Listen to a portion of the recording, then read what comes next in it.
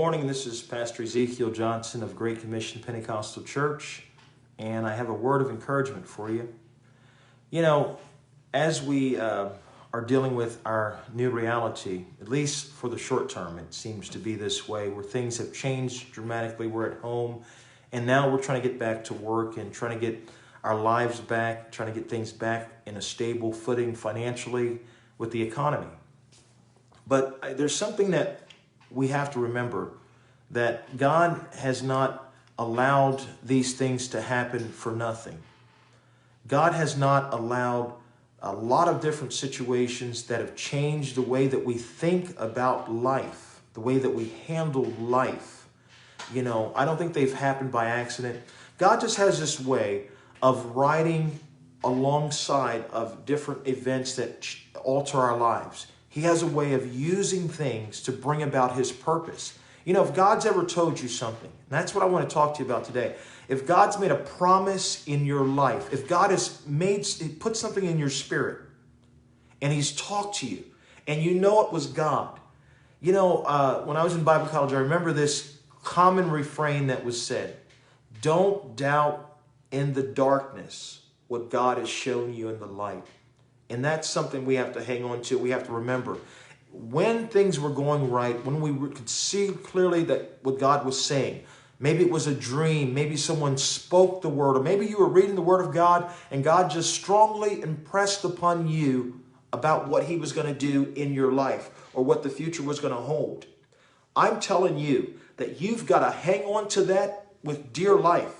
And you can't allow, when circumstances have come that seem opposite of that thing, to make you think that, well, God's abandoned what He said He's going to do and it's not going to happen now and I might as well throw in the towel. No, that is the time that you grab a hold of it and you pray those promises to God, because I'm telling you, this is digging you deeper in with God.